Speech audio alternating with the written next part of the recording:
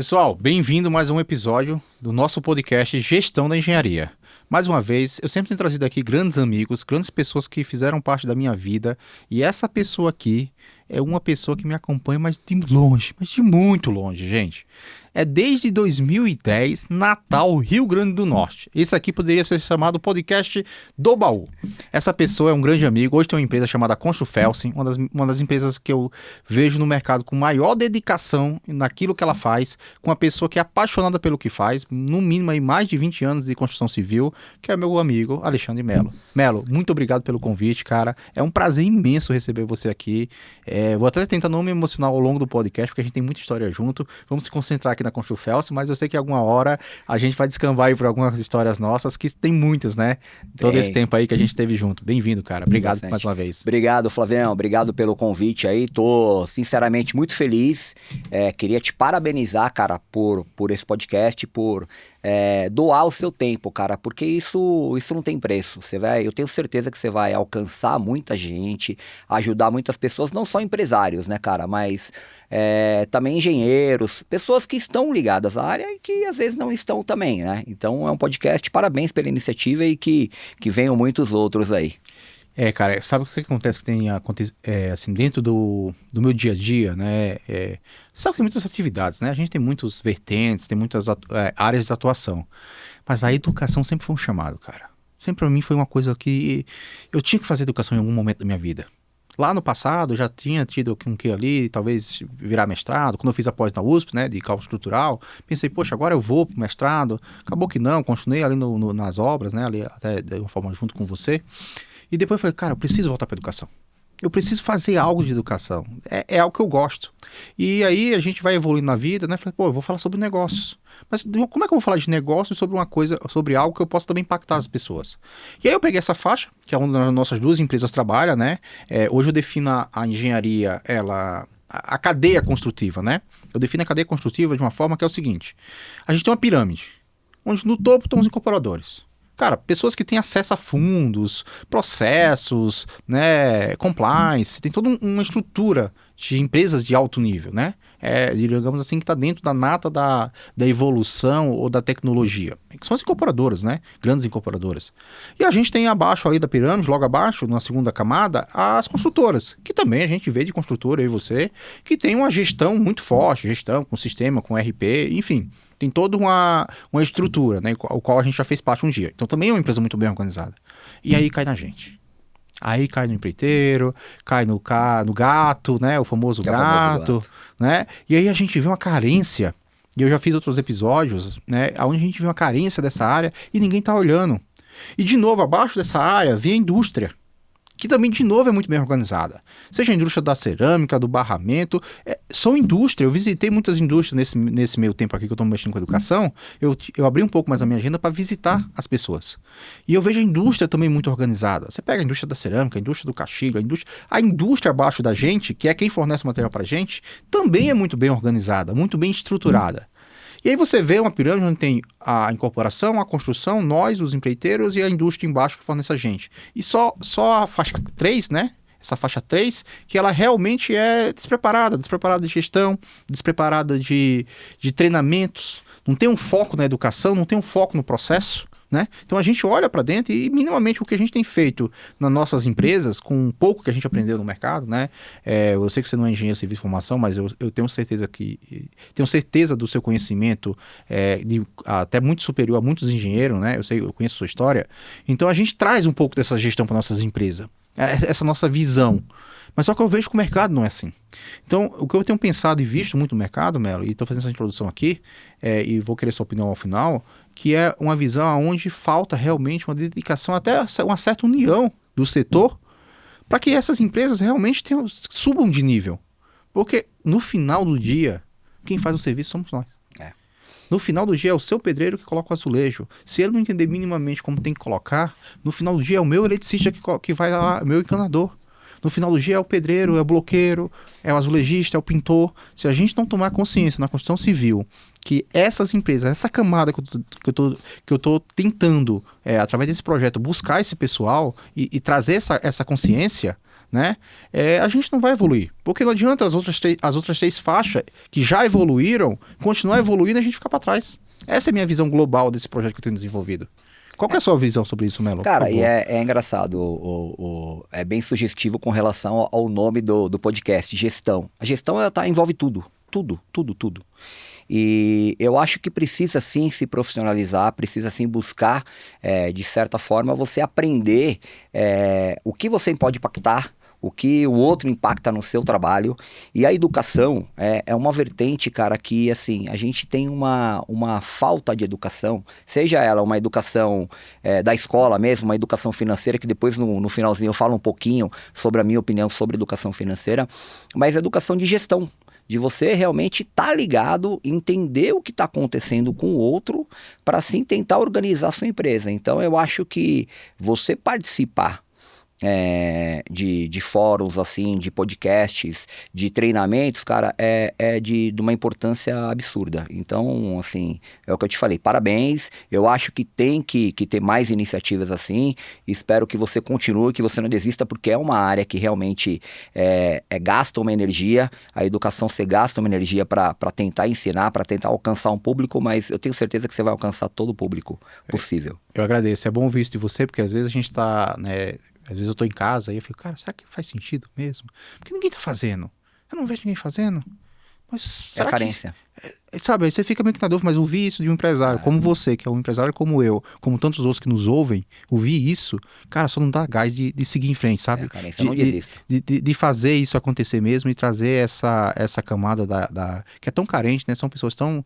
a gente que lidar ali com a ponta mesmo, né? Sim. Que a gente sabe que é quem faz acontecer dentro da obra. Então, ouvir isso de você só me retroalimenta aquilo que eu já tenho como certeza, só consolida, né? Mas assim, é um projeto que eu faço de coração, é um projeto que eu dedico meu tempo, porque, de novo, para mim é proposta, é chamado. É algo que eu posso contribuir, tem toda a minha história também, né? Mas me conta mais, o que a Construfelsen faz, qual que é o serviço que ela presta hoje, qual que é o seu portfólio, qual que é o tamanho, como é que você está hoje aí? Me conta um pouco. Vou me apresentar então, acho que primeiramente, né, para o pessoal me conhecer, eu sou Alexandre Melo, tenho 49 anos, trabalhei só 21 anos numa construtora. Vocês podem falar o nome aqui ou não? Acho melhor não. Vai. Não, então todo mundo vai saber. Então todo mundo acho que vai saber. Inclusive trabalhei com o Flávio, a gente trabalhou quanto tempo junto? Acho que Melo, se você pegar 2009 em Natal até 2017, né? Aí vão dar 8 anos. 8, 9 anos por aí, né? Por aí, juntos. Então a gente se conhece há bastante tempo, entrega um pouquinho a nossa idade, né? Entrega. Acabei trabalhando 21 anos lá, saí por opção, né? Por uma opção, e aí eu me via na necessidade de trabalhar. Tinha que trabalhar, tinha que fazer algo, e aí montei a empresa. E é engraçado, né? Só um parênteses. Eu montei a empresa sem... Mesmo trabalhando na área, mesmo trabalhando com gestão, empresário sofre. E agora, desse lado daqui, eu consigo entender o quanto é importante você se especializar, você saber o que você está fazendo, né? E buscar ajuda quando preciso, como eu busquei a sua ajuda também. Eu lembro, sou grato para muitas pessoas e você é uma das pessoas que me ajudou bastante lá no início, né? Naquele dia lá que a gente ficou o dia inteiro conversando, né, batendo papo, você me explicando algumas coisas, e aí montei a empresa e eu tô há 4 anos com a Construfelsen. Ela é uma empresa que foi criada em 2021, o foco é revestimento cerâmico, tá? Então eu trabalho com padrão econômico, médio padrão e alto padrão. Eu trabalho hoje em dia eu tenho 82 colaboradores, tá? Mão de obra especializada. E, cara, eu tô no mercado com 3 grandes construtoras também. Fui premiado durante 2 anos consecutivos dentro de uma construtora gigantesca em São Paulo, uma das maiores.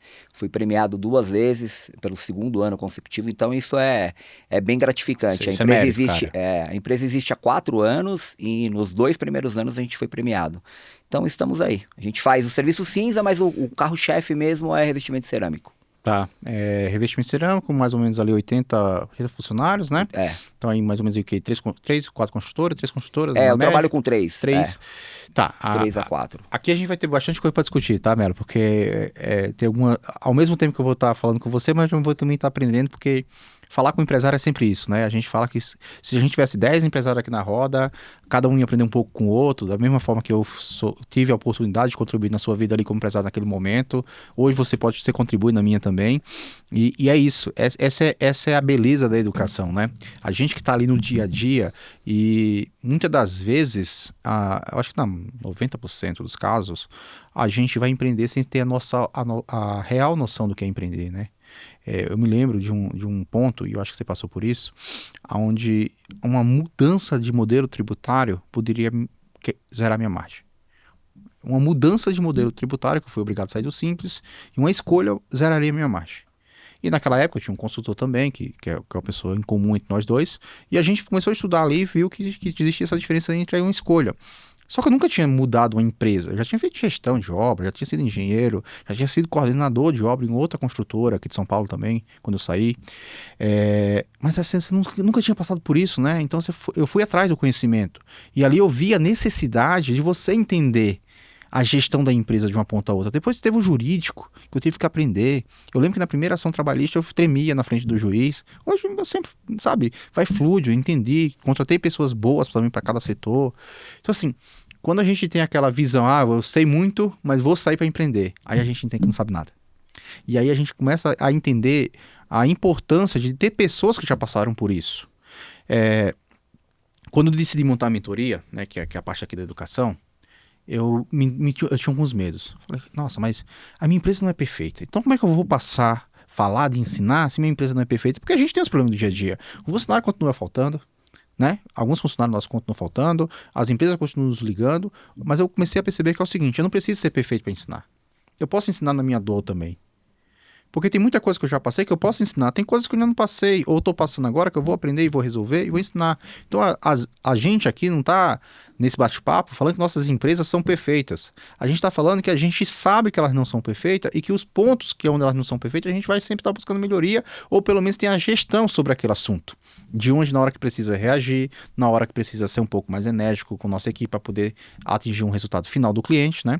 Então assim, essa questão da gestão e da visão correta do empreendedor, eu acho que é uma coisa que se a gente puder hoje falar para o empreendedor que está começando agora, falar, cara, vai por aqui, isso aqui eu já passei. Você encurta o caminho, né? Você não precisa passar pelas mesmas dores. Se você hoje, o Melo de hoje, voltasse no passado, há 4 anos atrás, o quanto ele faria diferente? Muita coisa, cara.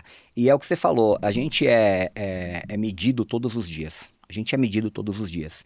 Mas o que eu sempre tenho como base é o quanto você acerta e o quanto você erra. Eu falo para todos os meus colaboradores e todas as empresas que eu trabalho, eu vou errar.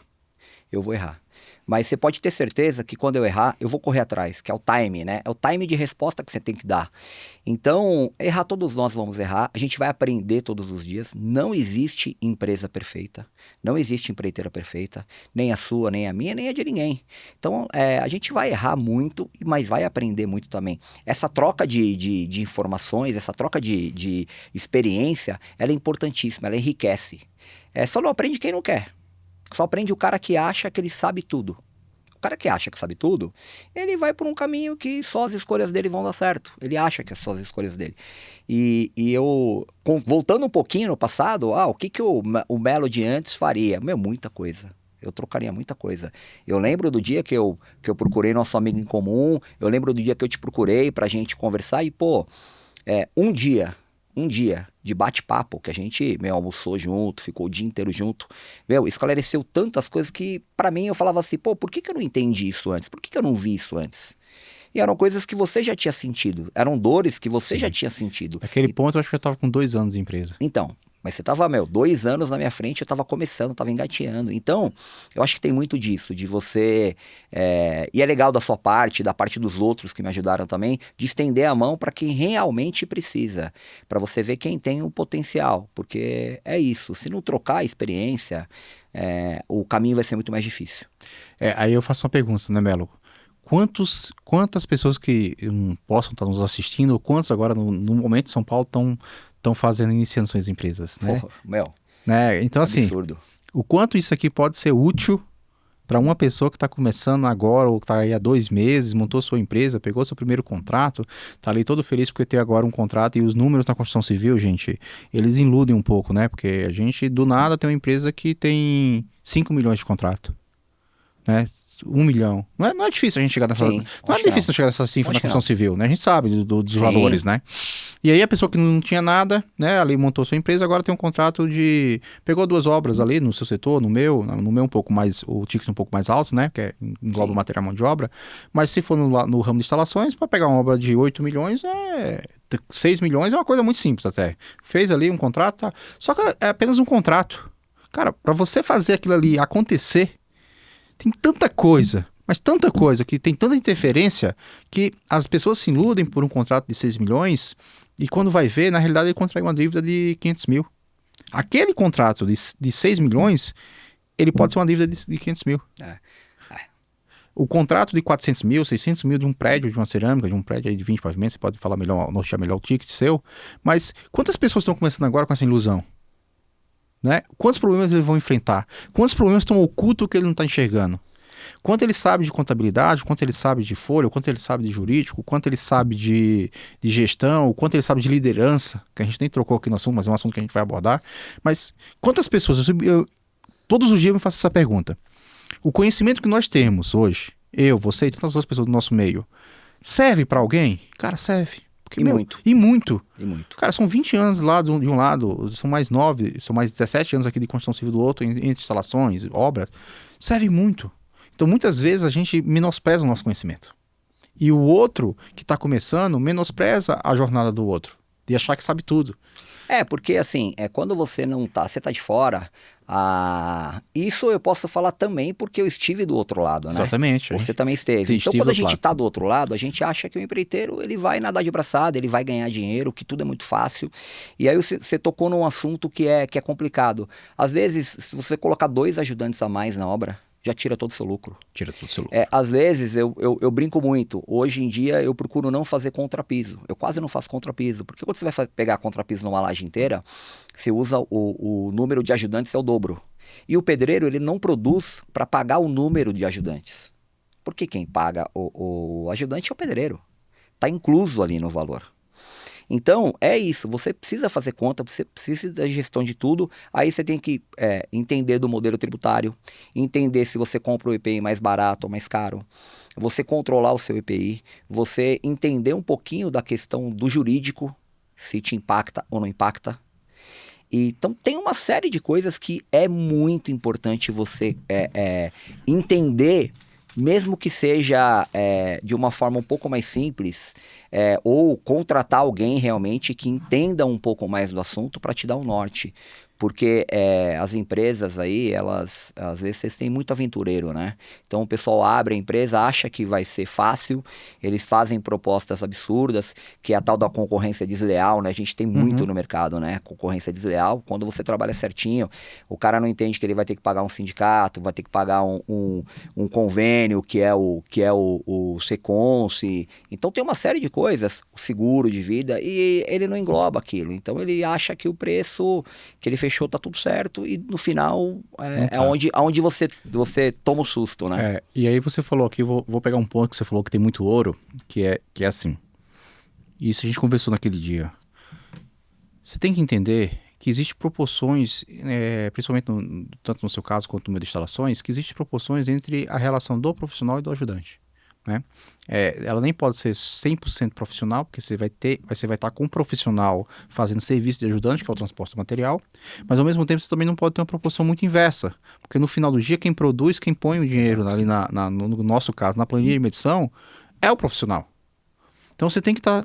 E como você vai descobrir isso? Você vai medindo, porque a proporção para uma empresa de pisos, vamos trabalhar assim, de assentamento de pisos, que é a sua, é diferente da proporção para mim, que é uma instaladora, que é diferente que é o cara da estrutura. Mas se ele não controlar, e aí isso eu faço muito bem, é um dos diferencial. Se você não controlar e não medir, achar a proporção certa, você pode estar perdendo dinheiro porque o profissional está fazendo trabalho de ajudante, você pode estar perdendo dinheiro porque o ajudante está maior que o profissional e você não consegue medir, porque quem produz é o profissional. Então, medir isso e achar o termômetro e fazer uma conta ali do termômetro correto é que é o grande pulo. E é o que poucos fazem. E é essencial. E é essencial. E uma outra coisa que também é essencial, principalmente nesse seu nicho, que a gente comentou naquele dia, é quais serviços eu vou pegar. Qual que é o meu foco? Né? Porque muitas das vezes, eu vou pegar o contrapiso. E a gente sabe que muitas das vezes a gente tem que aceitar o que as construtoras pedem. Né? Então aqui não, a gente só fecha a cerâmica e o contrapiso junto. Ok, mas você tem que incluir no valor do piso e no valor do contrapiso uma coisa que a conta feche. E se você não faz conta, como é que você faz isso? Exato. Você fechou o contrapiso, mas agora o contrapiso te puxa seu lucro para baixo, então o contrapiso como o lucro da cerâmica. Exato. Né? E a gente trabalhou muito isso ali, de enxergar quais são os produtos que realmente... Quantos por cento na sua empresa você pode ter de contrapiso? Exato. Você começa a ter essa percepção. Quantos por cento eu vou ter de contrapiso, quantos por cento eu vou ter de cerâmica? Ou quanto reais a mais no metro eu tenho que subir no meu valor de cerâmica para poder cobrir o prejuízo do contrapiso. E aí você começa a brincar, mas só quem vai conseguir fazer isso é quem tiver o número. Exato. Quem controla é quem tem os números, né? E são coisas que, quando você entra ali na concorrência desleal, as pessoas não fazem. Eu fechei a R$30 o metro da cerâmica, eu vou repassar para o pedreiro a 10, a 15, e a diferença é minha. Calma. Não é assim. Não é assim. E tributário, jurídico, documental, férias, décimo, então, todo esse engloba esse processo que ninguém faz a conta, né? E fora isso, tem um lance que eu medi, eu gosto muito de medir as coisas também, então a gente faz um controle bem assíduo de medir tudo, então a gente mede tudo, de produtividade de cada colaborador, então eu sei quando cada um produz ou não produz. E uma coisa que a gente mediu recentemente, nos últimos 8 meses, são as faltas. Então a gente tem um número assustador de 20% de falta por mês de colaboradores. E aí quando você fala de falta, se ele coloca atestado, você tem que pagar. Tem que pagar. Não tem jeito, você vai pagar. E isso não está no seu custo. Isso não está. Isso não está no seu custo. Isso é um dos exemplos, sem falar em tigrinho, sem falar em outros problemas que às vezes os colaboradores não trabalham e você precisa dar uma reforçada na sua equipe para colocar o pessoal lá. Então, é complicado você não controlar. Você não tá ali no dia a dia olhando números. E quando eu falo números, não é só o que você fatura. É como está a sua empresa, é enxergar como está a sua empresa. Se você realmente está produzindo, né? Se você realmente está fazendo aquilo, se o serviço que você está fazendo, ele para em pé, ele se sustenta, porque se não se sustentar, não adianta, né? Então é muito do que você falou mesmo. Quando você falando essa fala aí, eu fiquei aqui pensando, vamos lá, 20% de falta, que muitas das vezes a falta você tem que pagar, ou seja, Exato. 20% de um custo que a contribuição na sua margem de faturamento é zero. Exato. E ninguém pensa nisso. Isso é muito importante. Ou seja, 20% do seu custo ele produz zero. Então você só tem 80% da sua produção. Porque uma coisa é muito simples. Eu gasto 100 mil e produzo 150. Só que aqui você está falando assim, eu gasto 100 mil, mas eu não consigo produzir os 150, porque 20% desse gasto foi de hora parada em casa de alguém, com atestado e alguma coisa. E isso tem que ser um coeficiente que, ao colocar o seu preço... E aqui a gente não está falando que a empresa é ruim. A construção é assim. Eu meço esse número também, o meu está perto de 20, está 18 alguma coisa, 19. É impressionante, é um número assustador. É assustador, ou seja, 20% da nossa capacidade produtiva é perdida por falta. E atestados. Então, assim, se você não leva em conta e retroalimenta o seu preço final com essa informação, seu preço está defasado. E você não controla isso. Você não controla. Muitos empreiteiros, muitos empresários não têm noção do número. Não tem noção do número. É falta, coloca lá, paga o atestado, mas, cara, é um número que, quando você vai medir, você vai aferir esse número, é assustador. 20% é assustador. Sabe o que eu tenho feito muitas das vezes? Eu já fiz algumas vezes, tá? E aí, não sei se você faz, mas aqui fica aqui o que eu já fiz e já falei com alguns mentorados meus para fazer. Chega um ponto, numa obra, ou na empresa, é melhor na empresa, principalmente quando você já está com um número maior ali perto de 100, isso faz muita diferença. Então eu sempre fiz uma regra assim, eu tenho 100 funcionários, eu tenho um gasto X com 100 funcionários, beleza. Mas aí nos 100, eu vou falar que eu tenho 10 obras, então dá 10 funcionários por obra. Então eu tenho 100 funcionários, tenho 10 obras, 10 funcionários por obra. E aí eu vou lá na obra, nos 10 de cada obra, e falo assim, ô encarregado, elenca numa eficiência do 10, do primeiro, do cara mais eficiente para o cara menos eficiente. Tá, então ele vai lá, ele coloca lá, João, José, e o último aqui, o 10º cara, né, tem do primeiro e o 10º. Aí eu chego em cada hora e falo assim, ó, corta o 10º de todas as obras. Não, corta o 10º de todas as obras. Então, de 100, eu baixei para 90, certo? Sim. Então, 90, na teoria, numa relação direta, eu baixei 10% do meu custo. Sim. E o que eu percebo, que eu sempre medi, sempre faço isso e eu meço no próximo mês, que o meu faturamento não cai 10%. Ou ele aumenta, ou ele se mantém no mesmo faturamento de quando eu tinha 100. Por quê? Porque a regra é o seguinte, quando eu fiz elencar, eu peguei aquele cara que ele representa 10% do meu gasto, mas ele não representa 10% do meu faturamento, porque ele não faz. Exato. É uma boa sacada. Eu não Você tinha percebe? pensado nisso. Então eu mando elencar sacada. obra por obra e falo assim, cara, do mais produtivo pro menos produtivo. Faz isso. Ah, tá bom. A cada 3 meses, normalmente. Corta o cara. E todas as vezes que eu fiz isso, meu faturamento não caiu 10%. O meu custo cai 10%, lógico, não é no primeiro mês, é no mês reflexo na frente, né? Porque naquele mês você vai ter que pagar tudo. Até vai dar um pulinho no meu gasto, por causa que eu fiz isso. Né? Rescisão, férias, ali, alguma coisa. Mas no outro mês, a obra produz a mesma coisa, o faturamento se permanece igual e o custo caiu 10%. Então é muito disso, que a gente também tem que ter essa sacada, porque o nosso serviço é vender, é serviço, né? A gente vende serviço. E o nosso serviço são pessoas. Então, quando você tem um custo pessoas muito direto, por exemplo, hoje na minha folha, nos meus gastos, minha folha, pessoas, custa 70% do meu custo. 70% do meu custo são pessoas, né? Então, é tarefa, todo aquele contexto que você conhece também, hora extra. Então, quando você faz isso, você reduz seu custo muito e você não mexe no seu faturamento, porque você está mexendo em uma coisa que é a mola mestra de uma empresa ser bem sucedida no nosso segmento ou não, é a produtividade. A produtividade é o quanto eu consigo fazer com menos pessoa. E cada vez está mais difícil, né? Porque a gente está com o mercado cada vez pior. Mas essa técnica me ajuda, de vez em quando, de dar uma enxugada no custo. Ah, mas enxuga. Aí dá aquele rebuliço um pouquinho ali na obra, um descontento, o outro não sei o quê, o encarregado não quer tal, mas daí a pouco organiza as coisas. Até fazer o encarregado da obra mesmo perceber isso, que ele vai produzir a mesma coisa com 9. Porque o que acontece? Se você tira um cara que custa, vou falar do meu caso, mas depois você fala do seu número. Se você tira um cara que custa para você 10 mil, ou 7 mil, de uma equipe de 10, você está tirando 10 mil. Muitas das vezes você paga uma tarefinha, ele já não era o mais produtivo.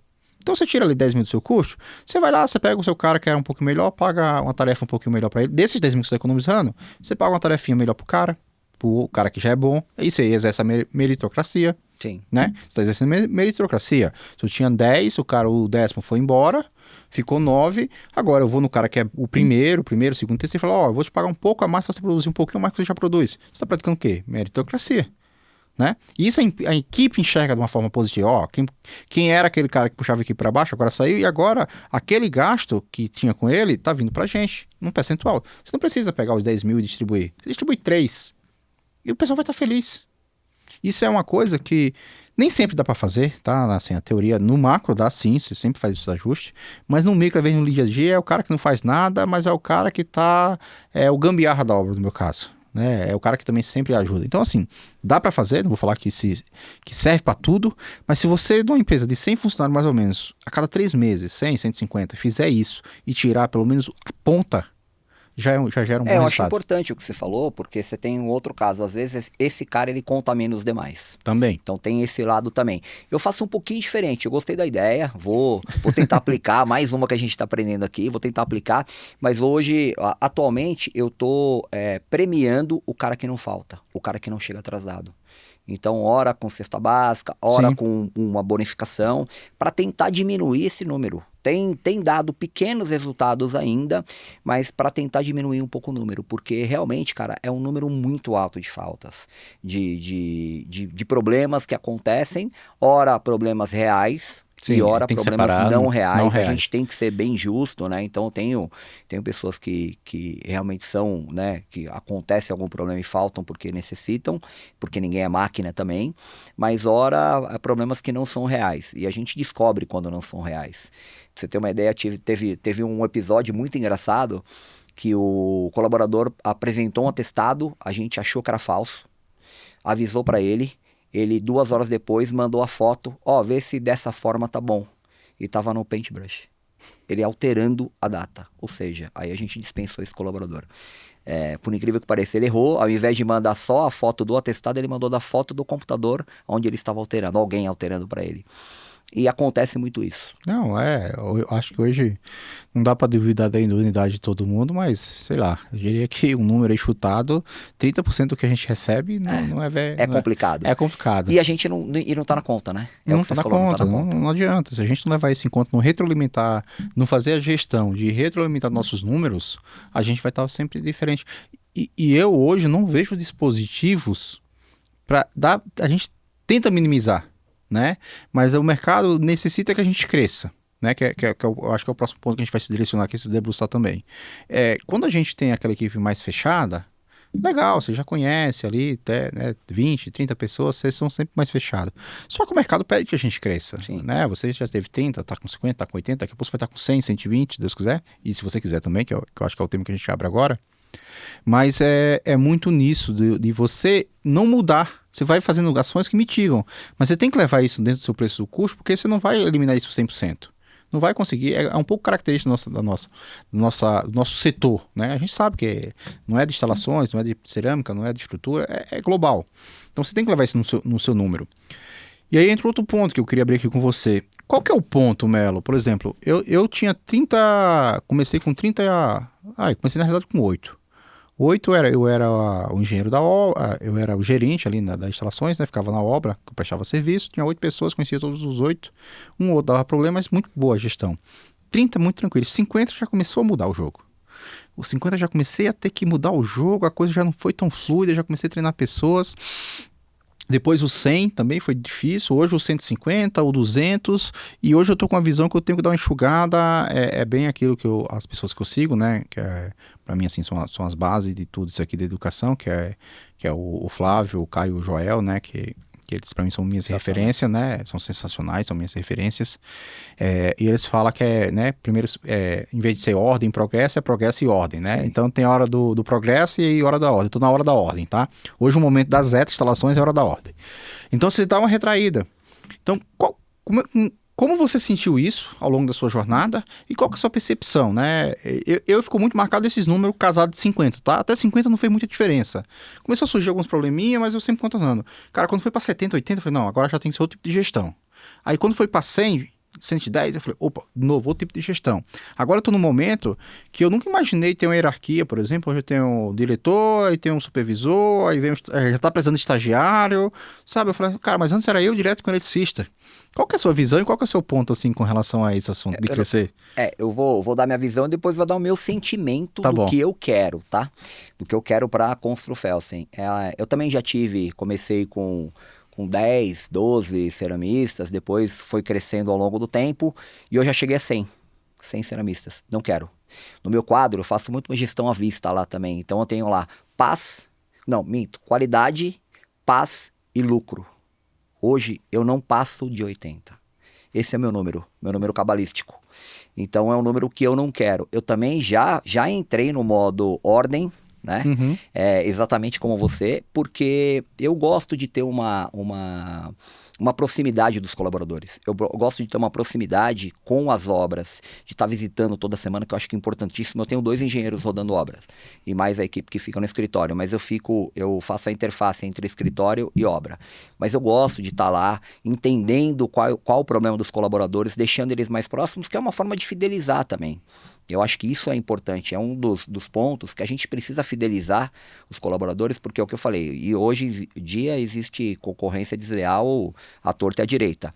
Então, aquele negócio de prometerem um valor maior, um valor menor, prometerem mundos e fundos às vezes para um colaborador, e o cara não sai porque ele te segue, porque ele sabe realmente que você está ali no dia a dia. Então, eu sou muito desse tipo de liderança, de estar ali próximo. Então, o que eu penso? Se eu aumentar muito o número, eu perco um pouco a qualidade. Sim, E vai fato. acontecer, é fato. Inclusive eu meço esse gráfico, eu tenho um gráfico que mede justamente isso. Legal. O quanto eu perco a eficiência na medida que eu cresço. Exato. E também eu perco essa sintonia, essa sinergia com eles. Então, para mim, isso é muito importante.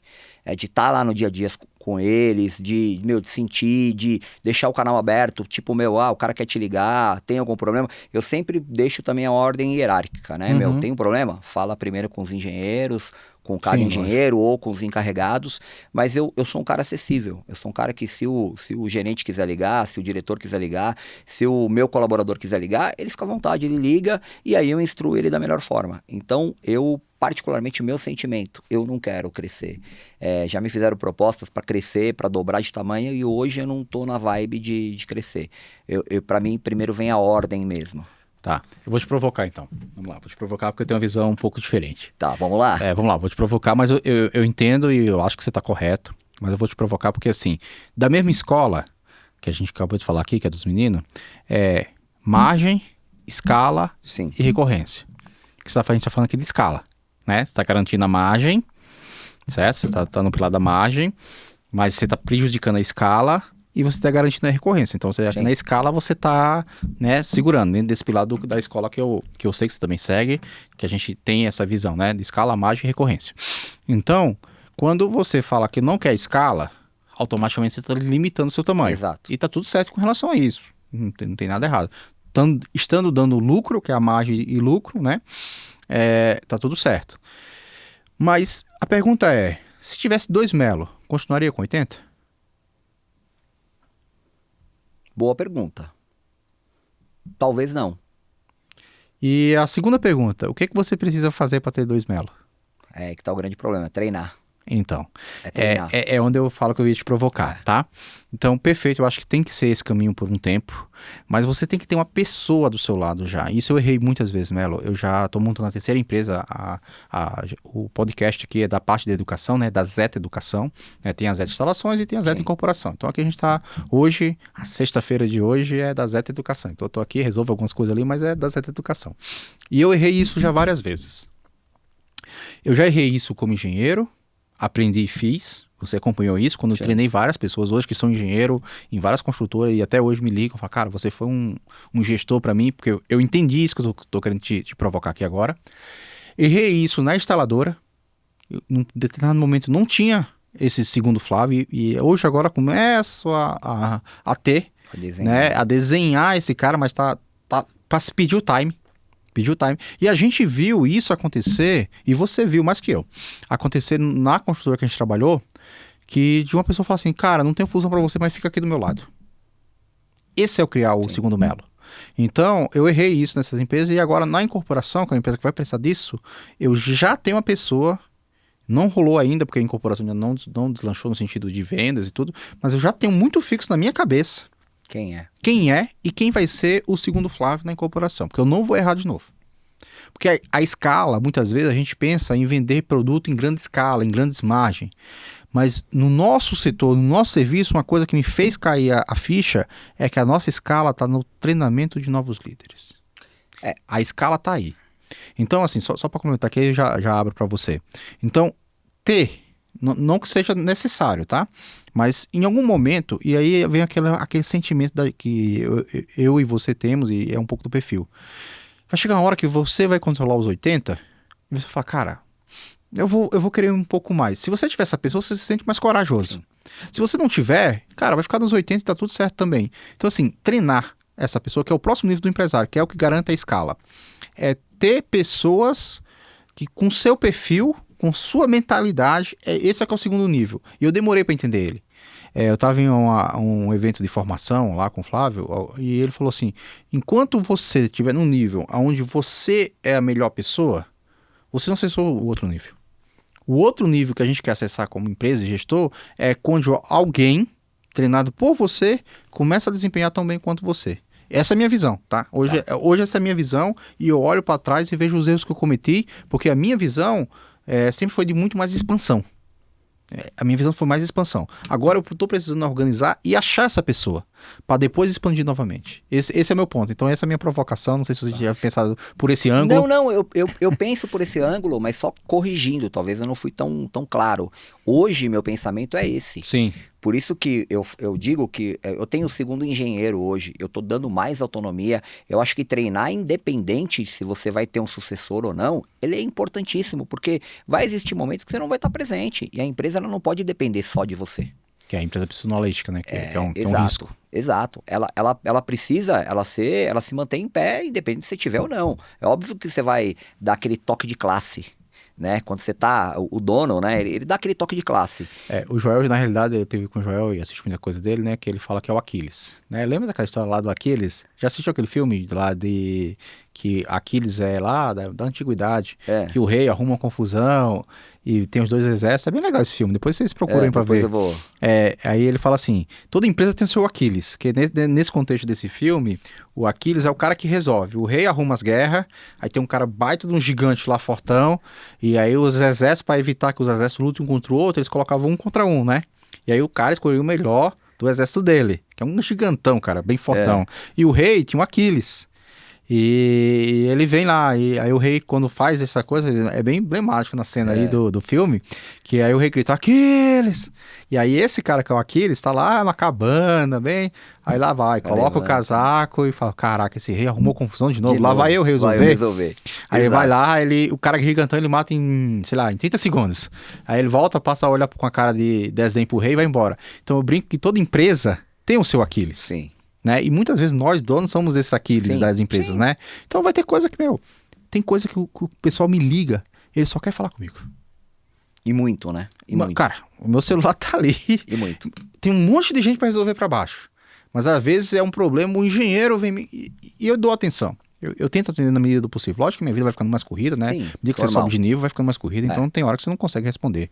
Mas assim, vai ter sempre essa questão do Aquiles, ou no caso do seu, de estar mais próximo. Mas aí também conflita com a que a gente está conversando aqui, né? De ter uma pessoa que vai ou dobrar a sua empresa de tamanho, ou vai no futuro te assumir, né? Mas nunca vai assumir esse Aquiles das empresas. Mas é exatamente sobre isso. O fato de você treinar, eu acho que tem que treinar, independente se vai ter se você vai sair de cena um pouquinho ou não, né? Porque é o que você falou, quanto mais você cresce, mais você fica um pouco distante, porque a correria do dia a dia não tem jeito.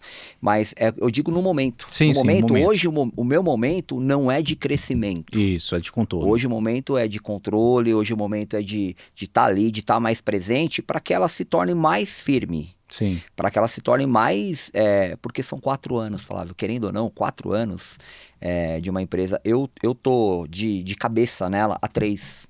Eu tô, de corpo e alma dentro dela 3, porque o primeiro ano eu ainda estava trabalhando na outra empresa. Sim. Então, ela é muito recente. Muito recente. Então, você crescer de tamanho, dobrar de tamanho em menos de 3 anos, tem um certo risco. Tem riscos. Né? Então, risco. Hoje, a minha ideia é realmente não correr esse risco. Isso é correto. Mas no futuro... Não perde o olho da escala. Exato. Mas no futuro, sem sombra de dúvidas, essa é a tendência, né, cara? E esse futuro você começa a construir agora. E quando eu falo isso aqui, a gente é intencional, tá? Mas tem um engenheiro, mas tem aquele engenheiro que vai ser só o engenheiro de campo. Hoje eu vejo nessas falhas que eu já cometi, e aqui falando de falhas mesmo, cara, eu quero um cara que vai ser a minha sombra. Ele não é que ele é um carga abaixo e ele vai subir. Não é que aquele cara que é um carga abaixo ele vai subir. Eu quero um cara pra minha sombra. Eu quero um cara que eu vou vir gravar podcast, ele tá ali vindo ali e falar. Cara, eu posso te falar, eu tenho essa pessoa. É esse cara. Porque assim, quando você convive, quando você percebe isso, pelo menos o meu antigo gestor, eu conseguia enxergar o que ele precisava, sem ele falar. E hoje eu tenho pessoas aqui dentro da empresa, eu tenho uma pessoa no financeiro, eu tenho uma pessoa também de campo, que eles sabem o que eu preciso. Então, ele já vem com a solução. Então, você percebe que aquele cara está sendo moldado mais ou menos com a sua ideia, com a sua percepção. Então, a médio prazo, talvez, isso fica muito mais fácil. Aí você pula uma etapa, né? Porque você está fazendo isso hoje, sem pensar na escala, mas daqui a pouco você pode escalar sem sofrer. Sim, eu acho que é o grande... É a grande sacada de nós empresários, como temos assim, essa questão do serviço, né? Porque eu acho que não tenho certeza que a estratégia de um produto é diferente do serviço, e aí a gente vê muita coisa que diferem, né?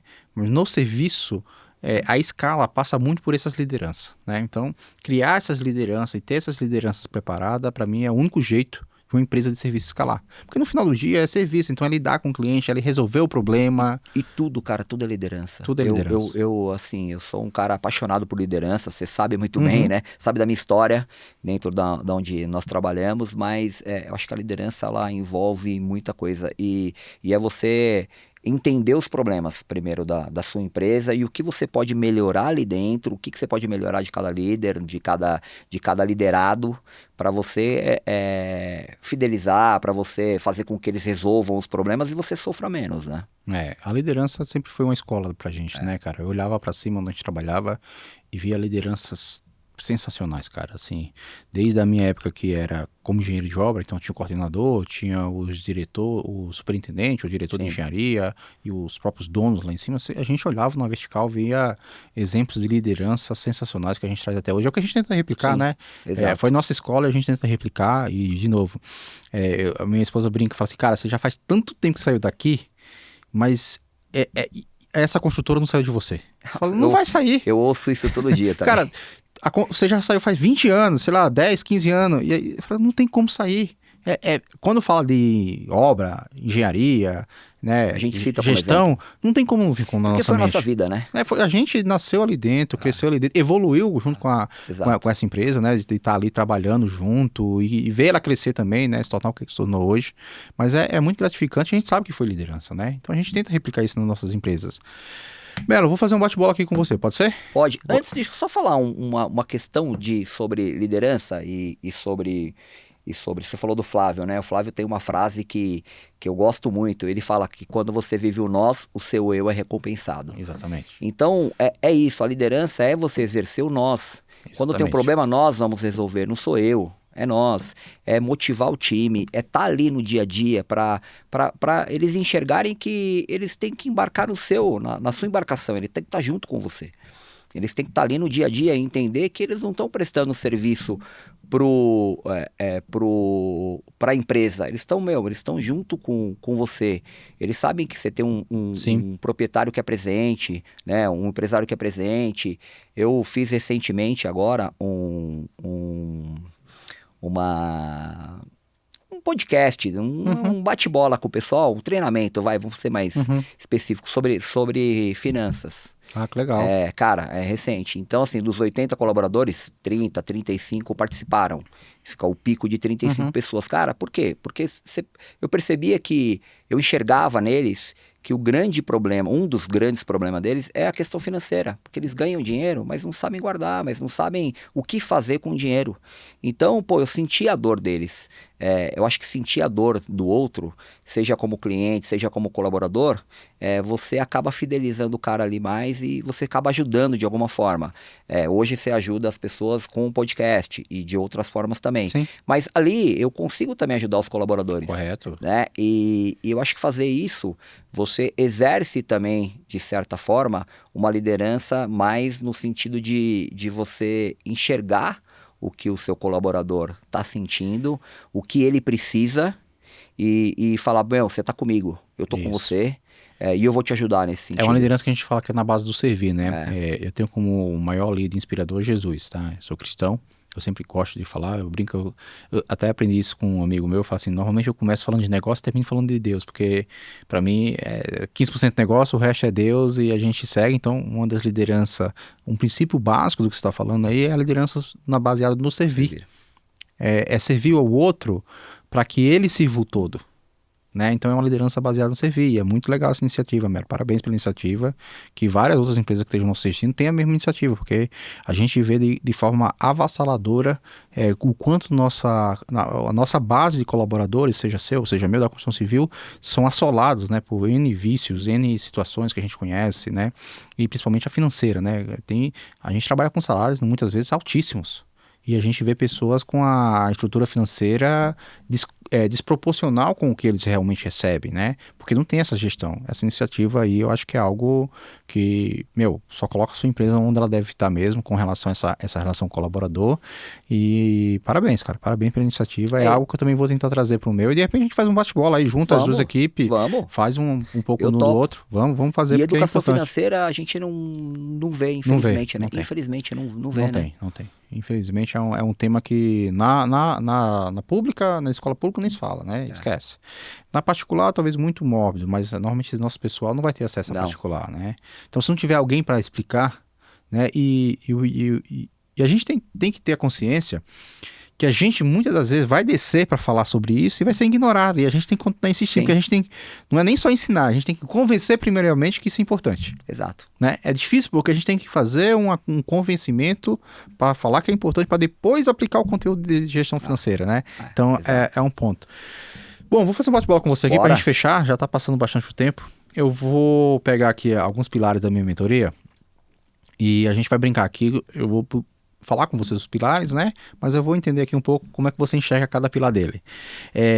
A nossa mentoria, ela tem 5 pilares, que aí é o método Top 5, que eu coloco dentro de um contexto, né? De tudo aquilo que a gente construiu, inclusive de coisas que a gente já passou junto, né? Que é a visão, numa sequência aqui, tá? Visão, modelo de negócios, tá? Vendas, gestão, seja ela de pessoas ou recursos, e planejamento estratégico, tá? Então, dentro desse escopo aqui, esse é o método Delta 5. Delta na engenharia significa variação, diferença, e 5, que são 5 pilares, que são esses 5 pilares aqui. E aí eu queria fazer um bate-bola com você sobre visão. Quando eu falo de visão, tem vários pontos aqui da visão, tá? Você pode falar de visão do negócio, mas eu acho que o que mexe no empresário é a visão como pessoa. Eu tenho uma frase que eu sempre falo assim: se você não mudar quem você é, você não vai sair de onde você está. Você me conheceu lá em Natal, né? 2009, 2010. Você me conheceu lá em Natal. Hoje eu sei que você está diante de um cara totalmente diferente daquela pessoa de 2009. Mas em 2009 eu já tinha visão de onde eu queria chegar. Eu não tinha todas as ferramentas, né? Mas ao longo da jornada eu fui criando essas ferramentas e fui aperfeiçoando. Então, qual que é a sua sensação? Qual que é a sua visão? Como é que você trabalha a sua visão? Aonde você se enxerga daqui a 10 anos? E aonde você se enxergava quando você decidiu montar a empresa? Então, me fala um pouco sobre sua percepção do que é visão, no sentido de mais da essência da coisa. O GPS, né? É o famoso GPS. Se você não sabe onde você está e para onde você vai, você não vai para lugar nenhum, você fica estacionado e é o que você falou. Bom, quando eu montei a empresa há 4 anos atrás, foi de forma sem aspirar a algo muito maior. Era algo que eu precisava fazer para não ficar desempregado, porque eu precisava ter o sustento, né? Tinha acabado de optar por sair 21 anos trabalhando de uma empresa e, não podia ficar parado. E aí, ao longo do tempo, eu fui criando essa consciência da onde eu quero chegar, da onde eu preciso estar como empresário. Então, eu acho que a cada ano que passa, a gente vai se tornando mais profissional, vai se tornando mais capacitado. Então, qual é a ideia? Tá entre, os top. Sim. Tá destacado e apresentar um serviço do que eu presto, um serviço de excelência. Então, é isso que eu busco dentro da empresa. Tá entre as melhores empresas que tem dentro do mercado. Então, ou seja, a sua visão é uma visão de excelência, é o que te move, né? Então, a visão aqui passa por essa aqui enxergar e ter a excelência dentro daquilo que você faz. Então, a excelência é um ponto de vista, um ponto da sua visão de futuro, de ser reconhecido como uma empresa de excelência naquilo que você faz. Perfeito. A visão, para mim, ela sempre foi muito expansiva, sempre foi muito de crescimento, sabe? De buscar o próximo nível, né? Então, ela sempre foi assim, uma visão que eu sempre me enxergo daqui a 10 anos, né? Então eu tô aqui hoje, como é que eu me enxergo daqui a 10 anos? Defina esse ponto, esse foco no tempo, né? Põe esse ponto no tempo. E a partir dali aquelas decisões me norteiam. Então muitas vezes no meu dia a dia eu penso assim, meu foco daqui a 10 anos é esse. Essa decisão hoje, ela me aproxima ou me distancia do meu foco? Distancia. Então já é um filtro que eu faço para tomar uma decisão. Então eu entendo a visão que é um ponto lá na frente que você fixa, como você falou, um GPS, e ao longo do caminho você toma as decisões. Às vezes precisa ajustar a rota, às vezes o caminho mudou ao longo do percurso. Isso já aconteceu diversas vezes na minha vida, cara. Já mudou quando eu saí de engenheiro, quando fui para coordenador, quando saí de coordenador para empresa de reforma, uma empresa de reforma fui para uma empresa de instalações, uma empresa de instalações agora que tem a incorporação dentro da empresa, que tem a educação. Então você percebe que ao longo do caminho o plano mudou, o direcionamento do caminho mudou, mas o ponto tá lá na frente, está fixado, que é chegar a ter uma incorporação, ter um arroz, um grupo, um ecossistema, né? Esse é o meu ponto daqui a 10 anos hoje. Então a visão é o que te leva do ponto A para o ponto B. Se eu pudesse dizer em poucas palavras, visão é aquilo que vai te fazer, vai chegar do ponto A para o ponto B. Isso é a sua visão lá no ponto B. né? Você está no ponto A e você consegue enxergar o ponto B. O caminho você vai construir ao longo dele. E aí eu acho que recai no segundo, né? Quando a gente está falando de negócios, porque a visão ela pode ser para a vida, né? Ela pode ser, qual que é a sua visão de vida? O que é que você quer fazer quando tiver com 60 anos, né? Diferente, É né? diferente. Aqui a gente está falando de negócios. Sim. Né? Então a gente está trazendo aqui, a gente também entende, por princípios que família e negócio estão juntos. Mas aqui a gente está falando estritamente de negócio. E aí quando você sabe do ponto A para o ponto B, você recai no segundo ponto, que é o modelo de negócio. Tá bom, eu vou do ponto A para o ponto B, enxerguei, eu vi isso, mas como eu vou fazer isso? De que forma eu vou fazer isso? Isso é seu modelo de negócio. Então, como você enxerga seu modelo de negócio hoje, dentro dessa ótica aqui? Olha, eu tive uma visão, que é ser excelência, mas qual que é o meu modelo de negócio? Né? Qual que é o literal do meu modelo de negócio? Você consegue enxergar com clareza hoje? Não, sim, eu acho que para você alcançar a excelência, vamos falar da visão para recair no segundo. Você tem que capacitar, você tem que treinar melhor, procurar melhores caminhos, né? Mas eu acho que tá tudo linkado à gestão, a você se planejar e você capacitar naquilo que você está fazendo. Você tem que buscar algo a mais. Porque não adianta, eu tenho um instalador que é bom, mas os outros 30 não são bons. Então, peraí, vamos capacitar essa equipe, vamos deixar essa equipe a ponto que realmente tenha uma excelência, que realmente eu possa falar que eu sou um cara diferente no mercado. Sim. Né? Então, eu acho que o caminho é esse. Quando você fala de excelência, o caminho é esse. Então, seu modelo de negócio é fazer gestão de pessoas que elas possam prestar um bom serviço para o seu cliente final. Dentro do modelo de negócio, ele tem esse que, né? E de novo, que eu estou fazendo bate-bola entre eu e você, porque são empresas e são visões, e a gente, com sua visão e com a minha visão, a gente consegue fechar o todo. E perfeito, é isso. O seu modelo de negócio é treinar pessoas que elas possam prestar serviço de qualidade, porque no final do dia a gente vende serviço. O modelo, é isso no meu modelo também, mas eu dou uma pitadinha aqui no modelo de negócio, você entender aquilo que está sendo transacionado. Né? O que você está transacionando entre você e o seu cliente final? Eu estou transacionando um serviço, assentamento de cerâmica. Eu estou transacionando um serviço que é instalações elétricas. Mas a pergunta é, o que eu posso agregar nesse serviço que o meu cliente precisa, ou que o meu cliente precisa e muitas vezes ele nem sabe que precisa? Eu vou tentar explicar um pouco. Será que o seu cliente precisaria, se você fizesse essa cerâmica e você mesmo fizesse um teste de arrancamento nela, será que seria uma confiança a mais para os seus clientes? Se você prestar esse serviço também, você vai estar fazendo teste de arrancamento. Cara, não tem a ver, mas tem a ver, você pode criar uma coisa ali. Ou até para vocês também saber, na sua própria execução, um teste de arrancamento. Então você está ampliando o seu modelo de negócio dentro de um nicho que você já atua. Eu só estou dando exemplo, pode ser que nem faça tanto sentido, tá? Mas eu só dei um exemplo aqui que foi o que veio na minha cabeça. Mas é só para exemplificar o que é modelo de negócio dentro da minha perspectiva, que é isso, que é o seu ponto inicial, que é fazer a gestão das pessoas e trabalhar com excelência, e tá correto. No meu caso também, por exemplo, a gente é uma empresa de instalações, né? Falando das instalações. Só que já tem me incomodado um certo tempo que eu poderia ter uma pessoa no meu escritório que ela pode fazer homologação, né? Tem a parte de homologação de várias empresas no mercado, que pode fazer homologação de outras empresas. Então eu posso ter um consultor técnico que preste esse serviço de homologação, de conferência do serviço de outras instaladoras, e ele vai fazer para esse serviço, vai ser uma outra fonte de renda, e ao mesmo tempo ele vai trazer para dentro de mim informações para mim prestar um serviço melhor.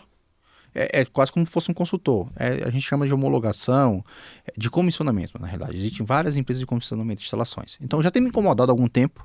Eu não tenho um departamento na Zeta Instalações que tenha esse cara. Vou lá no mercado, contrato um técnico e a Zeta agora faz homologação, faz comissionamento de instalações de outras empresas, porque tem essa lacuna no mercado. Não que eu vou fazer das minhas próprias obras, eu vou fazer das obras de terceiros. Só que o que esse cara vai trazer de experiência, de boas práticas para dentro da minha empresa, o que vai enriquecer meu modelo de negócio, ter esse cara... Você agrega valor, né? Agrega valor, percebe? Então, às vezes, uma sacadazinha, um ajustezinho no modelo de negócio faz toda a diferença porque a gente coloca um diferencial. Só um detalhe, até importante que você falou. A gente tem uma prática lá no escritório, uma vez por mês, a gente tem uma reunião de canteiro de ideias. A gente até deu o nome de canteiro de ideias.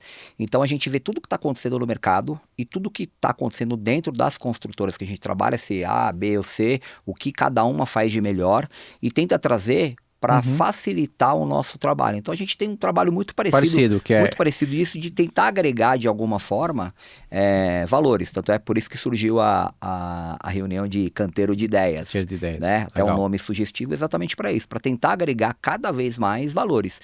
Mas isso a gente faz mensalmente. Uhum. Mensalmente a gente tem Tem esse esse feedback. bate-papo, entende como está o mercado, se A, B ou C, tem essa.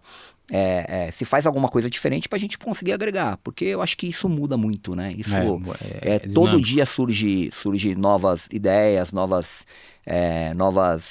técnicas, então a evolução é constante, né? E muitas vezes é ligado ali à produtividade, né? Exato. Que nosso grande diferencial é ser produtivo, né?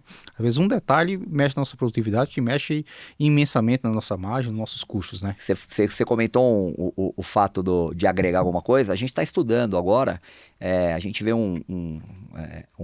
uma deficiência. Você vai fazer piscina, por exemplo. Você pega a piscina, é muito caro para você alugar uma lona, para você colocar uma tenda grande. A gente está tentando desenvolver, de alguma forma, uma tenda ou alguma coisa do tipo, para exatamente colocar quando a gente for fornecer o serviço de instalação de Uhum. piscina, para, não pegar período de chuva e não ter um problema maior, e não atrasar a mão de obra. Então, isso é uma coisa que surgiu no canteiro de ideias, pra Sim, você ter uma ideia. então é uma iniciativa interessante. Belo, agora a gente vai para o terceiro pilar aqui da nossa metodologia da Delta 5, que é vendas. Cara, assim, a gente não tem, no momento a gente não tá com problema de vendas, tá e não tá, né? Quando eu falo assim, a gente sofre a venda, né? Hoje eu até brinco, falo, nossa, fechei mais uma obra. É um sentimento de feliz e triste. É meio conflitante, né, quando a gente faz uma venda hoje em dia, porque fala, poxa, legal, fiz mais uma venda, pô, bacana. A empresa precisa vender, a gente sabe disso, mas ao mesmo tempo a gente já fica preocupado com qual mão de obra você vai atender, porque a venda é só uma pequena parte, né? Então hoje a gente não sofre, não tem tanta dificuldade de fazer esse AUE, esse marketing, esse malabarismo para fazer uma venda. A gente sabe que o mercado está hoje, você mesmo está falando que teria a oportunidade de dobrar o tamanho da empresa, né? E consequentemente era com vendas. Mas ao mesmo tempo a gente já se perguntou, já foi tema de nossas discussões, né? Entre eu e você em conversas informais, de vender melhor. Né? Hoje, como é que você tenta melhorar a sua venda, né? Lógico que não é melhorar apenas subindo o preço, é melhorar a sua venda na percepção de valor do cliente, né? Porque eu acho que nas nossas empresas de construção civil, o problema não é vender. O problema é vender no número adequado. Não é que a gente quer superfaturar o valor, mas minimamente trabalhar no valor onde a gente garanta nossas margens, que já são pequenas, né? A gente sabe que as empresas de serviço têm uma margem pequena, mas que a gente consiga trabalhar dignamente e conseguir extrair essa margem ao final do empreendimento. Tá. A venda é uma parte importantíssima como qualquer outra, né? Mas talvez seja a parte hoje em dia mais fácil para ser Sim. feita. É por conta até da demanda, né? Do volume Isso. que tem, né? Então é uma parte um pouquinho mais fácil. O problema é depois mesmo. E o que eu acho? A venda, você se vende todos os dias, né? Você vende seu serviço, você vende seus colaboradores. E o que eu enxergo como o mais difícil hoje para você poder agregar na venda é a confiança, né? A confiança, o seu cliente ele tem que saber realmente por que ele vai te contratar. Por que eu quero contratar a Construfelsen? Por que eu quero contratar a Zeta? Uhum. Porque a Zeta entrega, a Construfelsen entrega, eles não abandonam a obra. A Construfelsen, se tiver um problema, ele vai ser responsável por aquele problema. Ele vai dar o suporte necessário. Porque às vezes você contrata uma outra empresa, a empresa se vende e abandona no meio da obra. Ou não entrega na Ou não manutenção. entrega na manutenção. Então, eu acho que o que mais agrega para você vender hoje um serviço digno, um serviço correto e que seja, óbvio que tem que ter um preço justo, né? É essa questão de ter a confiança e de realmente você prometer e cumprir. Sim. Né? É baseado assim, a minha visão tem que ser baseada em relacionamento. Exato. E relacionamento eles só são duradouros se existe um equilíbrio Uma entre confiança aquilo, mútua. uma mútua entre aquilo que você entrega. E de novo, a gente não está falando aqui que as empresas não têm problema. Nós temos problema, mas a postura quando a gente se põe diante do problema é o que faz o diferencial das nossas empresas, porque a gente tem um compromisso muito grande de entregar aquilo que a gente começou. E aí eu acho que é um ponto diferencial que tem vocês, né, da Construfelsen e a gente também aqui da Zeta, é que a gente sempre honrou aquilo que a gente fez, aquilo que a gente se propôs a fazer. Problema, falta, como é o desafio da mão de obra, o desafio do material, da mão de obra que fica escassa, da mão de obra que desloca o valor de pagamento, né? Mas o que a gente tem olhando para trás, e aqui eu não estou falando de de achismo, é só olhar para trás. A gente para aqui e olha para trás. Fala, cara, nunca saí de uma obra porque não dei conta ou terminei. Tive vários problemas. Tive problema que tive manutenção, mas eu estive lá e dei manutenção. Eu tive problema de falta de mão de obra, mas eu estive lá e dei a resposta. Eu tive problema de uma insubordinação de um funcionário, mas eu fui lá e tirei da obra, respondi, né? Enfim, eu acho que essa confiança, ela vem base desse relacionamento, e esse relacionamento ele vem a partir dessas ações que a gente faz no dia a dia, né? De realmente estar ali disposto a, quando dá problema, estamos aqui, vamos resolver, e faz a gestão e resolve o problema da principal forma. Eu acho que é um ponto importante que a gente tem conseguido fazer boas vendas nesse sentido. Sim. Bom, aqui a gente não vai estender muito porque gestão é o programa, né? É o programa. A gestão, quando eu coloco aqui na Delta 5, eu trago um pouco daquela questão da gestão do todo, né? É a gestão do todo. Tudo, né? É tudo, né? O todo. Desde a gestão dos departamentos, né? Suas diretorias, desde a gestão do colaborador, desde a gestão do financeiro, a gestão dos recursos, né, humanos. Como que é a sua visão sobre mais ampla da gestão? Aqui a gente não vai descer especificamente num ponto, porque aqui a gestão vai envolver liderança novamente, a gestão vai envolver recursos humanos e financeiros, mas qual que é a sua visão mais macro assim, de uma empresa? Se a gente pudesse dar um conselho para quem está começando uma empresa, qual que é o olhar dele de gestão sobre o todo? Vamos falar dessa forma. Tudo. Você tem que olhar tudo. A gestão ela tem que ser em todos os pontos. Porque se você deixar de olhar um ponto, você vai ter problema. Você vai ter um problema. Então, assim, o macro é você olhar todos os pontos, mesmo que você não desça fundo. Mas é você saber como está o seu caixa, é saber como está a sua equipe, como estão seus liderados, como estão os líderes, se a engenharia está precisando de alguma coisa, se você está atendendo as metas da engenharia ou não, é você estar presente na obra. Então a gestão, ela é do dia a dia. Se você não fizer uma gestão dia a dia, se você não estiver lá olhando realmente o que está acontecendo, eu sempre falo que você tem que delegar e acompanhar, não é só delegar. A gestão é delegar e acompanhar. Então, se você não faz isso, nada funciona. Então, o conselho que eu dou, olhem tudo. Olhem tudo. Cada dia que passa, quando você é empresário, você vai aprendendo um pouquinho mais. Você falou no início, você vai aprender um pouquinho mais de tributário, um pouquinho mais do... Então, é isso. E quando você não sabe, o que você faz? Você contrata alguém, você contrata ou procura alguém que sabe. Exatamente. É isso. Porque se não tiver gestão, não adianta. Não adianta. Você fez um comentário. Eu sou formado em administração. Eu sou engenheiro de coração, porque, você acaba aprendendo um pouquinho, né? Tá ali ligado no dia a dia, então entendo um pouquinho. Mas eu contratei um engenheiro. Contratei 2 engenheiros para trabalhar comigo. Eu não sou formado no financeiro, mas eu tenho uma pessoa que manja muito mais que eu do financeiro. Então você coloca as pessoas certas nos lugares certos. Através da gestão. É isso. E o que você faz? Você tem que olhar todo. E aí você vai aprendendo um pouquinho de cada. Perfeito, Melo. É bem a visão que eu tenho. E aqui, por último, a gente tem o quinto e último pilar, que é o planejamento estratégico. Qual que é a minha visão quando eu trago planejamento estratégico? É que tudo isso que a gente está falando aqui, desde lá da visão, do modelo de negócio, da venda, da gestão, vai fazer a gente crescer. E aí você tem que ter um planejamento de como crescer, que é onde muitas empresas se perdem. Inclusive eu já em algum momento, até comentamos aqui no início, né, que precisa ter hora de reduzir. Mas ter esse planejamento, olha, esse ano eu vou crescer 10, esse ano eu vou crescer 15, esse ano eu não vou crescer, esse ano eu vou organizar. Fazer isso intencional e as suas decisões ao longo do ano estarem alinhadas com esse planejamento, né, é a minha visão.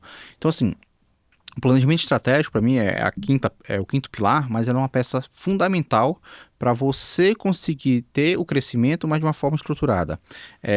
Você tem qual que é a sua visão e o que é que você tem feito hoje dentro desse planejamento? Eu sei que muitas vezes o ideal é que ele esteja dentro de um plano, tá? Faz um planejamento estratégico e ele esteja dentro de um plano realmente ali no papel. Mas qual que é a sua visão hoje? O que é que você tem feito relacionado aqui à forma que você vai crescer estrategicamente? Eu vou dar um exemplo de planejamento estratégico que a gente faz lá, usando o escadinha, por exemplo. Então a gente sempre pega as obras, eu pego o início de cada serviço, o término de cada serviço, vejo se a equipe que eu tenho, ela atende o pessoal que eu preciso, né? E no momento que eu preciso. Então eu tomo as decisões de contratações com antecedência, eu tomo as contratações de demissões com antecedência, se eu vou pegar uma obra nova ou não, quando eu posso pegar uma obra nova ou não. Então, assim, particularmente eu lá, a gente tem esse planejamento estratégico também uma vez por mês, e a gente vai retroalimentando no decorrer, se tem um atraso, se não tem um atraso. Então, como eu enxergo, primordial, é importantíssimo, porque você se antecipa ao problema. O planejamento estratégico é exatamente para isso, para você se antecipar a um problema, para você se antecipar a uma coisa que possa ocorrer ou de repente nem vá ocorrer. Sim, né? tem que estar preparado. Então, eu acho que você tem que estar preparado para tudo com antecedência, né? Bom, descrevi aqui, pessoal, praticamente aqui nesse bate-papo com o Melo, o que é a mentoria, né? Você que gostou, a gente não tem a intenção de se aprofundar em cada ponto desse, porque existem vários, cada ponto desse aqui é tópico de uma mentoria, é tópico de um curso. Exato. Mas o que a gente tem com isso aqui? A gente tem uma espinha dorsal de uma pessoa que tem desde a visão até um planejamento como vai crescer. Essa é a estrutura da mentoria, essa é a estrutura que a gente aplicou e aplica todo dia, que você retroalimenta com seus problemas, com suas dificuldades no dia a dia da empresa. Então aqui, para a gente ter essa visão, sem falar do network, que tem pessoas, a gente vai trocando ideia, são vários empresários reunidos ali durante 2 dias e tem nossos treinamentos, hora mais focado em venda, hora mais focado em planejamento, em modelos de negócio. Então aqui a gente descreveu um pouco da metodologia da Alta5, que é o que está dentro da mentoria, compartilhando com você. Eu acho que muita coisa ficou alinhado ali, que a gente já pratica, Melo. Estamos chegando ao fim, cara, já passou de 1 hora, só pra você saber, tá? Caraca, passou como de passa hora, rápido, passa hein? rápido, já passou um pouco mais do que a gente tinha planejado inicialmente. Mas é isso, primeiramente te agradecer. Cara, a gente tem uma história muito longa junto, acho que dá pra fazer vários podcasts mais pra frente, só pra falar um pouco mais da nossa vivência que a gente teve aí de construções de obra. E nem contamos histórias, Não, né? não deu tempo, né? Foi tão bom, fluido o papo aqui do que a gente já faz hoje, né, como empresário, e a gente nem puxou os gatilhos aí do passado, mas a gente usou como referência, né, as nossas experiências. Mas chega ao final, mas com uma sensação de gratidão, cara, de poder ter tido esse momento com você aqui e gravar esse podcast, porque você é uma pessoa que, desde o começo tá ali comigo, também, da mesma forma que eu, de certa forma, sou uma referência para você, você é para mim, porque a gente tá caminhando junto, né? A gente teve uma história muito parecida, né, de tempo de construtoras, depois saímos das nossas empresas, as mesmas dores, além de ser uma pessoa, um amigo pessoal que eu posso ligar a qualquer hora. Agradecer de coração, obrigado, que esse seja o primeiro de muitos, tá? E que sua empresa continue sendo esse sucesso que através da sua administração, através da pessoa que você é. Eu tenho certeza que vai longe, cara. Parabéns pelo que você já construiu até aqui, e eu sei que é só o começo. Mais uma vez, obrigado, viu? Eu que agradeço, cara, é um prazer enorme estar aqui, como eu falei no início, um prazer enorme estar aqui, me sinto muito feliz e lisonjeado, espero ter contribuído de alguma forma, muito, né? Porque a gente foi pego de surpresa, realmente é um bate-papo, muito. A gente não combinou nada aqui, Não. então veio, foi e fluiu. Eu acho que isso é importante, Isso. e parabéns você também mais uma vez pelo livro, parabéns pelo podcast e por essa mentoria. E quem puder, cara, faça a mentoria, porque vale muito a pena. É isso, pessoal, fica aqui a dica, tanto da mentoria, do podcast, que vocês possam aproveitar esse conteúdo, tá?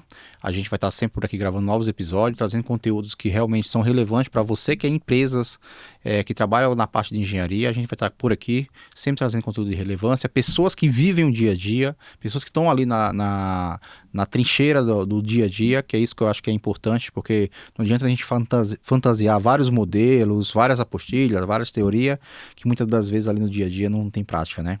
Então, essa é a intenção do podcast. Ficamos por aqui com mais um episódio. Se vemos no próximo. Conto com vocês. Melo, mais uma vez, obrigado. Obrigado, gratidão. Tamo junto. Tamo junto.